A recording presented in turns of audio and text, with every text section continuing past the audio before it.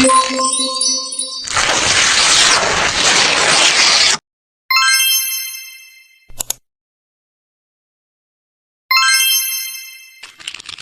suatu hari, ada seorang pasien yang diantar oleh istri dan anaknya ke rumah sakit dengan terburu-buru karena pasien tersebut sudah lemas dan butuh penanganan secepatnya. Ya Allah, ini rame banget ngantrinya. Aduh, suami saya udah lemes banget lagi. Mbak udah nunggu dari jam berapa ya? Iya, ini saya udah ngantri dari 2 jam yang lalu, Bu. Lama banget ngantrinya ini. Karena rame kayaknya lagi pada musim orang sakit. Aduh, kepalaku sakit banget, Ma. Nggak kuat. Iya, sabar ya. Sabar. Sebentar lagi kita dipanggil. Saya juga sama kayak Mbak ini udah nunggu dari tadi. Perut saya sakit banget, tapi untungnya masih bisa saya tahan. Aduh, nggak kuat saya. Pengen cepet-cepet berbaring aja. Pak, sabar, Pak. Bentar lagi ini ditanganin kok sama dokter. Bapak yang kuat ya, Pak. Ya ampun, gimana ya ini? Aduh, suami saya kasihan banget loh. Registrasi dulu aja, Bu. Itu meja registrasinya ada di sebelah sana. Oh, ya Mbak, terima kasih ya. Saya kalau gitu registrasi dulu ya. Terima kasih. Ini Mbak, suami saya penyakitnya sedang kambuh dan butuh ditangani nih, dan butuh segera. Kira-kira bisa nggak ya Mbak ditangani dengan segera? Akan kami usahakan ya, Bu. Boleh saya lihat kartu identitasnya terlebih dahulu? Ini Mbak, tapi di sini melayani BPJS nggak ya Mbak? Karena untuk pengobatan suami saya menggunakan BPJS nih.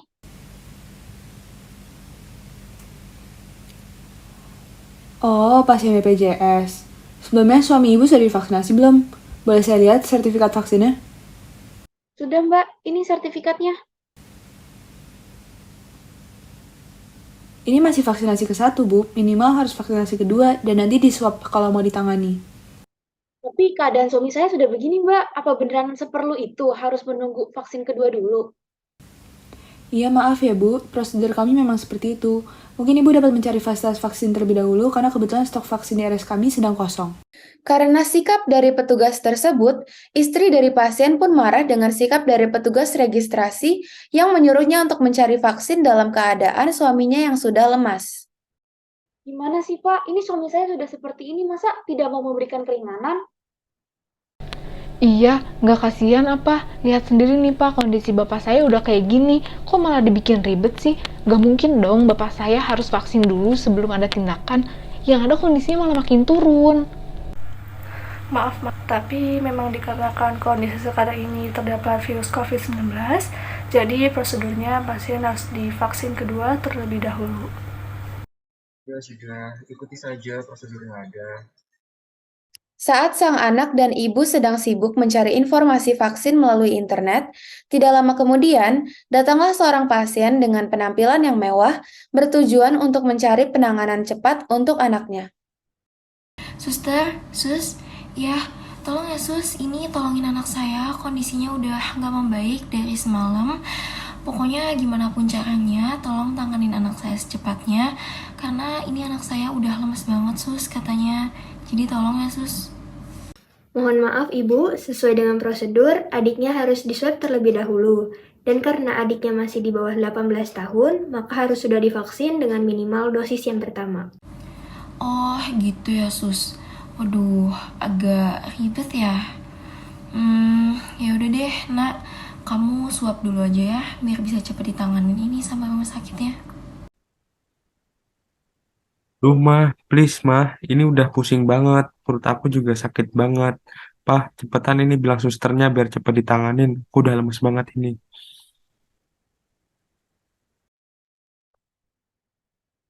Sus, tapi anak saya ini sudah lemas. Lagian juga tahun depan dia udah 18 tahun. Kasihlah tindakan terlebih dahulu, kasihlah keringanan terlebih dahulu. Makanya nanti berapapun biayanya saya akan bayar. Yang penting anak saya ini diberi penanganan untuk penyakitnya. Bukan harus malah vaksin terlebih dahulu, Sus. Baik Pak, akan saya koordinasikan terlebih dahulu dengan dokter yang jaga. Ibu boleh masuk untuk menemani anaknya diberi tindakan. Untuk Bapak, mohon menunggu di luar sebentar ya Pak. Baik, terima kasih, Suster. Terima kasih banyak. Saat istri pasien BPJS tadi melihat sang pasien anak kecil bisa masuk ke UGD tanpa harus mencari informasi vaksin terdekat, maka sang ibu tersebut kebingungan dan juga curiga. Lalu, ibu tersebut menghampiri bapak dari pasien anak tersebut sambil dengan rasa curiga. Ia bertanya, mengapa sang anak bisa langsung diberikan tindakan sedangkan suaminya tidak? Lalu, betapa kagetnya ibu tersebut saat mengetahui dari mulut sang bapak bahwa sang anak mendapatkan fasilitas vaksin langsung dari rumah sakit, tanpa harus mencari informasi vaksin di luar rumah sakit. Setelah itu, istri pasien BPJS pun menghampiri tenaga kesehatan sambil marah-marah. Permisi Pak, saya mau tanya, ini anak Bapak kok udah dilayani dan bisa masuk UGD ya? Terus tadi saya juga dengar vaksin-vaksin gitu Pak. Itu gimana sih? Soalnya suami saya nggak boleh masuk nih karena belum vaksin. Oh, ya, em, tadi kami diizinkan masuk ya karena ibu bisa lihat sendiri anak saya ini. Kasihan dia. Loh, kalau gitu bapak saya juga kasihan dong karena udah lemes banget. Wah, nggak beres nih. Terus gimana sih ini? Kan saya yang kesini duluan sambil repot-repot nyari info tentang vaksinasi. Lah, kok anak Bapak ini baru datang langsung bisa dapat vaksin sih? Mana langsung konsultasi juga lagi? Sebelumnya maaf Bu, Bapak dan Ibu tersebut memang sudah biasa berobat ke rumah sakit ini Bu. Dan Bapak itu sering memberikan donasi ke rumah sakit ini juga Bu. Karena itu, makanya kami langsung urus terlebih dahulu. Alah, mentang-mentang saya pakai BPJS, mereka duit tinggal gesek. Masa begitu sih jadinya? Nggak adil dong. Bapak saya, suami saya ini keadaan sudah darurat loh. Sekali lagi kami mohon maaf Bu. Kami hanya orang kecil yang hanya bisa mengikuti perintah atasan. Aduh, capek saya dengar kamu minta maaf, maaf, maaf mulu. Cepetan urus suami saya, udah kosong juga tempat vaksinnya. Baik Bu. Setelah diswab dan divaksinasi, sang suami pun dirawat di UGD. Beberapa saat kemudian, alangkah terkejutnya sang istri dan anak dari pasien tersebut karena sang suami mengalami komplikasi jantung dan meninggal dunia. Sang istri pun menghampiri dokter sambil mengamuk dan marah-marah. Permisi, Bu. Apa betul Ibu merupakan keluarga dari Bapak Yayat? Iya, gimana keadaan suami saya, Dok? Saya akan jelaskan sedikit mengenai kondisi dari suami Ibu ya, Bu. Jadi begini, suami Ibu mengalami penyakit komplikasi, yaitu gagal ginjal akut yang disertai dengan serangan jantung, Bu. Nah, terus gimana? Apa sekarang sudah membaik, Dok?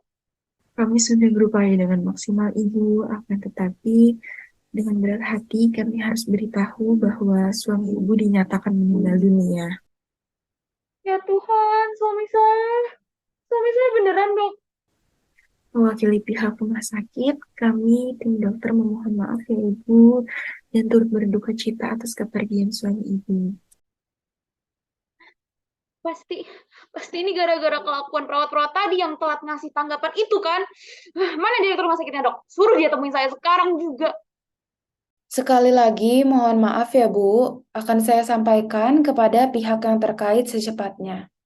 Cepet ya, Dok. Sekarang. Baik Ibu. Jadi, apa betul Ibu merupakan istri dari almarhum Bapak Yayat? Iya, Bapak direktur rumah sakit ya? Bapak itu, apa Bapak tahu apa yang perawat-perawat Bapak lakuin? Mereka telat menanggapi suami saya, Pak. Sampai meninggal. Apa Bapak bisa ngerasain apa yang saya rasain sekarang? Mohon maaf Ibu, apa bisa disampaikan kronologisnya secara singkat? Tadi perawat Bapak ngeduluin pasien yang nggak pakai BPJS, padahal jelas-jelas saya yang datang duluan. Gara-gara saya pakai BPJS, suami saya dikebelakangin. Suami saya udah kesakitan, Pak, Bapak bayangin. Kayaknya pegawai di sini pada nggak punya rasa empati ya. Kami mohon maaf yang sebesar-besarnya ya Bu atas kejadian tersebut. Kami akan berikan edukasi kepada pihak yang bersangkutan. Saya mewakili pihak rumah sakit menyampaikan turut berduka cita yang sedalam-dalamnya atas kepergian suami Ibu ya Bu. Kemudian, direktur memanggil seluruh tenaga kesehatan untuk membicarakan peristiwa yang terjadi. Selamat siang, perawat rumah sakit dan para dokter sekalian. Selamat siang, Pak. Selamat siang Pak. Saya baru aja menerima kabar dari salah satu keluarga pasien yang meninggal dunia akibat penyakit komplikasi. Benar bahwa kalian membelakangi pelayanan kepada pasien tersebut hanya karena menggunakan BPJS? Iya, Pak. Baik, jika demikian, saya akan berikan edukasi mengenai hal ini. Pertama, saya akan mengingatkan kembali mengenai kaidah dasar bioetika yang seharusnya sudah kalian kuasai. Ada yang masih ingat apa aja KDB itu? Beneficence, non-maleficence, autonomy, dan justice, Pak. Ya, betul sekali. Jadi di sini saya akan menjelaskan poin-poin yang telah kalian langgar sebagai nakes. Jadi salah satunya untuk beneficence, nomor satu, mengutamakan altruisme, menolong tanpa pamrih lalu berkorban untuk kepentingan orang lain tidak sesuai karena tenaga kesehatan lebih mendahulukan pasien kaya daripada pasien BPJS. Nomor 4, mengusahakan agar kebaikan atau manfaatnya lebih banyak dibandingkan dengan keburukannya. Tidak sesuai karena nakes tidak cepat menangani pasien padahal kondisi pasien sudah dalam keadaan darurat. Nomor 10, kewajiban menolong pasien gawat darurat tidak sesuai karena kalian tidak cepat menangani pasien padahal kondisi pasien sudah dalam keadaan darurat. Lalu yang kedua dalam maleficence yang kalian langgar ada nomor 1, menolong pasien emergensi. Tidak sesuai karena kalian tidak cepat menangani pasien padahal kondisi pasien sudah dalam keadaan darurat. Nomor 10, tidak membahayakan kehidupan pasien karena kelalaian. Tidak sesuai karena kalian lama menangani pasien BPJS sehingga pasien meninggal.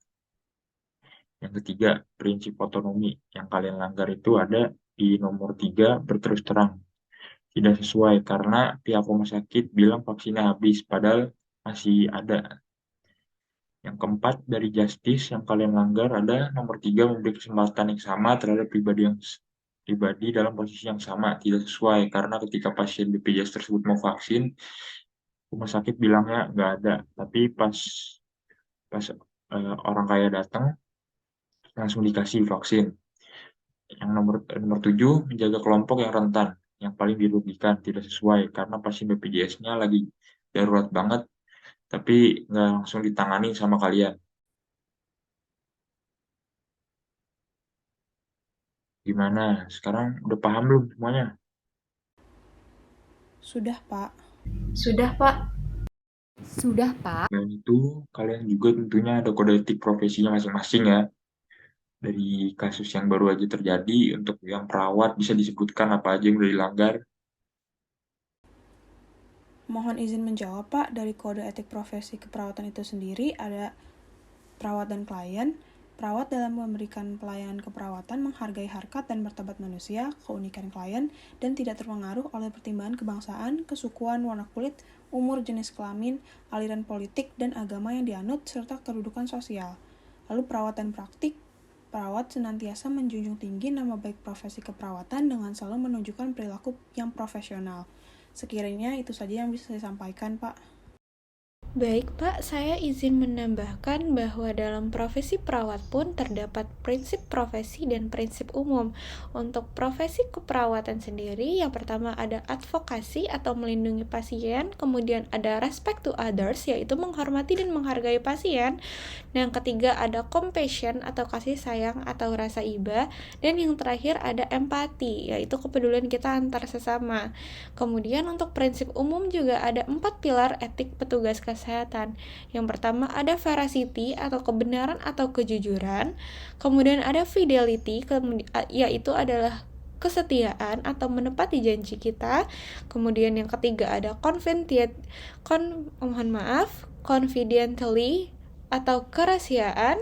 Dan yang terakhir adalah privasi atau masalah pribadi. Sekian. Ya, baik. Terima kasih Nurse Citra dan Nurse Dini. Selain itu, ada dari segi apa lagi selain etik? Baik, saya izin menjawab, Pak. Jadi ada dari sisi disiplin sama hukum. Untuk disiplin yaitu ada tanggung jawab perawat terhadap pasien serta tanggung jawab perawat terhadap tugas.